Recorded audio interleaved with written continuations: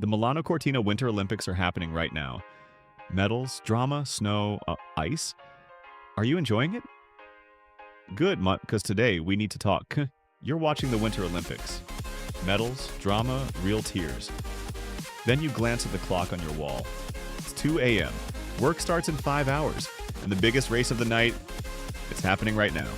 You've probably never asked this question, but today we're going to... Who actually decides when the Olympics happen? Is it the athletes, the host country, the fans filling the stadium, or is it something else entirely? What if I told you that the exact timing of your favorite Olympic events is deeply, deliberately tied to money? Not just tied, controlled. And the story behind it goes way, way deeper than anyone wants to admit. Okay, let's start simple. How does the Olympics actually make money? Where does the funding come from?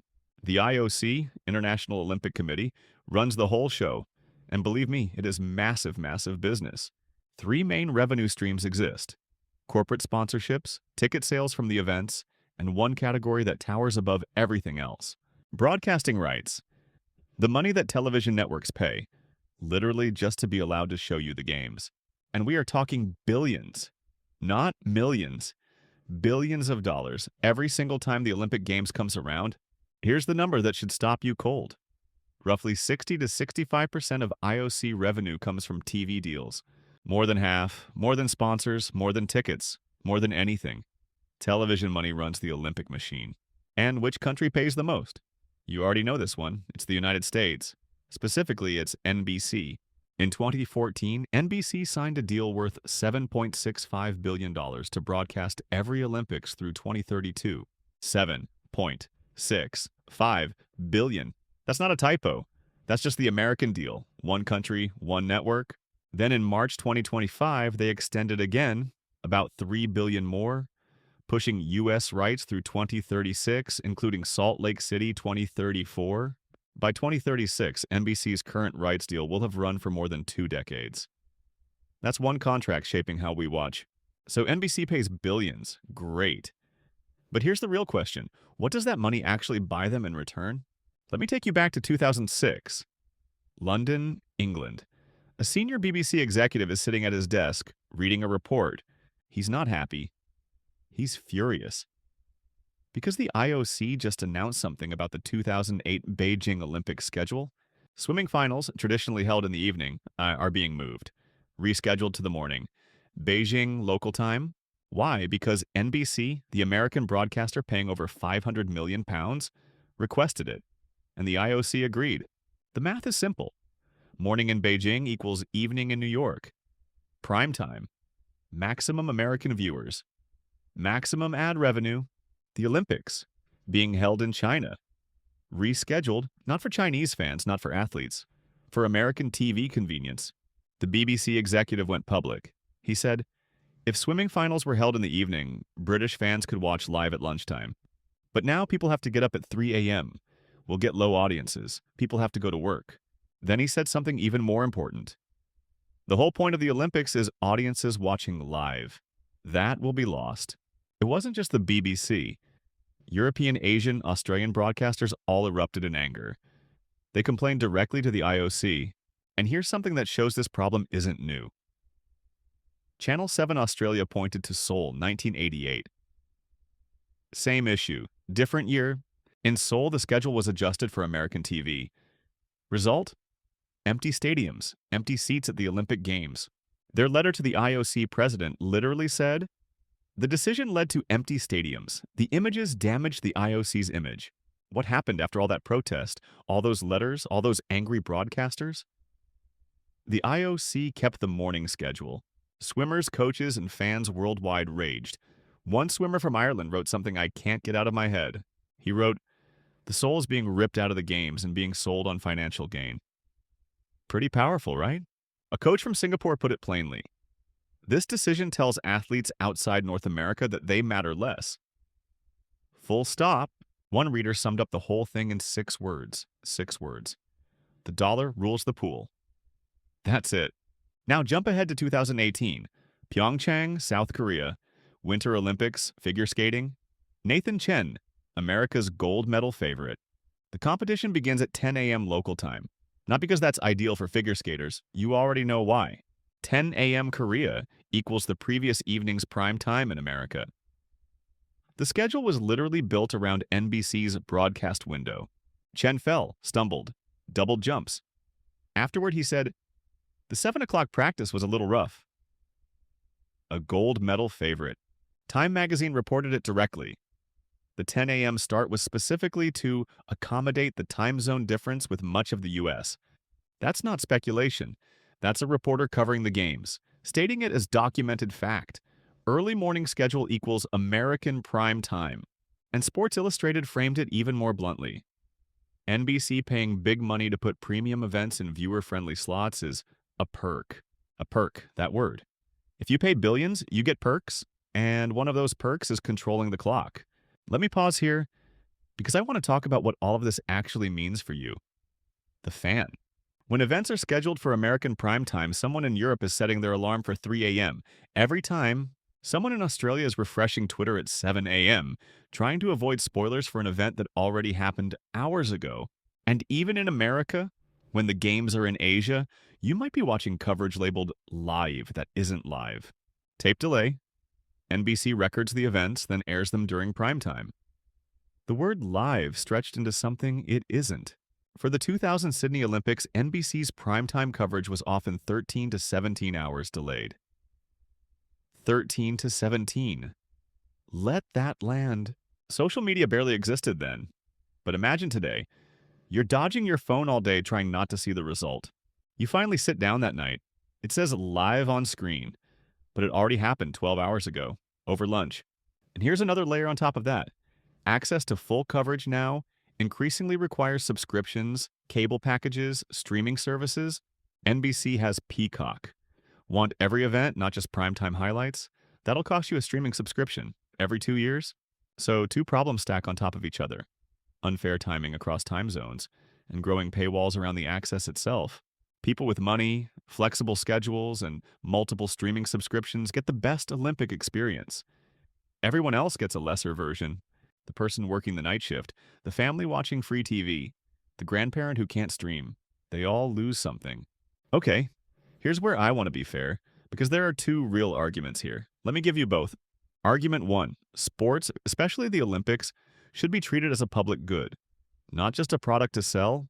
The Olympic Charter frames sport as serving the harmonious development of humankind, not just entertainment, and not just a product to sell. If the Olympics is for humanity, shouldn't all of humanity be able to watch it? On equal terms? At fair hours? Think about what watching live actually means emotionally. You don't know who wins, you hold your breath, you feel it. That shared real-time experience, the whole world holding its breath together, is what makes sports irreplaceable. That specific feeling, when timing shifts for one market's convenience, billions of fans worldwide lose that shared moment. You can't rewind the real thing. And access isn't just about time. It's about money. Free-to-air broadcasting used to be the standard. That standard is disappearing. Britain has listed events. Protected sports that must air on free TV, regardless of what a broadcaster wants to charge. America doesn't have a strong equivalent. More events migrate to cable than streaming. Each migration costs the viewer more money. The Olympics build something beyond entertainment. National pride, shared identity, kids watching and dreaming of becoming the next great athlete. If the next generation can only access Olympic inspiration behind a paywall, what happens to the pipeline of future athletes? That's not abstract, that's real. Olympic viewing shouldn't depend on your zip code, your work schedule, or your bank balance. The argument at its core, if we call this the world's festival, let's actually run it like a festival for the world. Okay, now flip it completely. Because here's the counter-argument, and honestly, it's also real, and also very hard to dismiss. The IOC says it distributes more than 90% of what it earns back to athletes and sports organizations globally. 90%? That means national Olympic committees in developing countries, international sports federations, youth programs, all funded by this broadcast money chain. Now think about the cost of actually hosting the Olympics. Researchers at Oxford studied every game since 1960. What they found is stunning.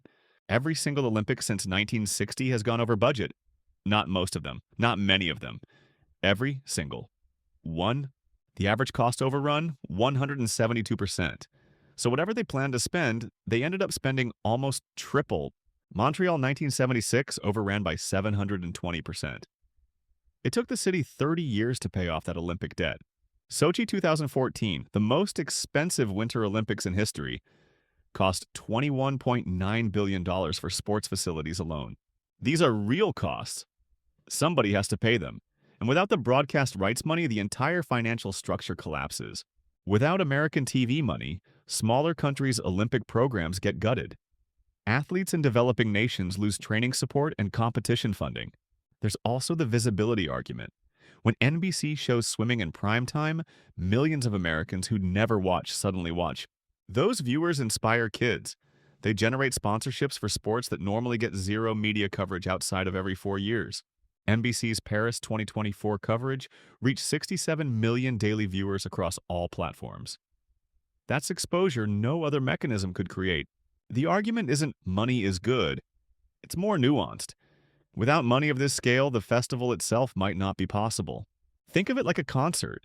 A concert needs a venue. The venue needs funding. Funding comes from ticket prices. You might wish the concert were free, but free tickets might mean no concert at all. The price enables the thing. The IOC says it's not just taking, it's redistributing, building an entire global infrastructure for sport. That's not nothing, that matters. So here's the real tension. Not, is money evil? That's too simple. The real question is, can we have both? Money and fairness? Revenue and access? Commercial viability and the festival being genuinely open? Some people say yes. Here's how. First, transparency. The IOC should publicly disclose exactly how scheduling decisions are made and who has the power to change them. Right now, we find out from angry BBC executives and outraged Swimming World readers. That's not accountability. That's accidental disclosure. Second, minimum access standards. Require that major events air on free over-the-air television in every host country. Non-negotiable floor. Third, multi-zone scheduling. Technology now allows streaming across platforms simultaneously. Why not schedule finals considering multiple time zones, not just one? Fourth, and this one's big, the Oxford researchers found something damning. The IOC holds zero of the financial cost risk.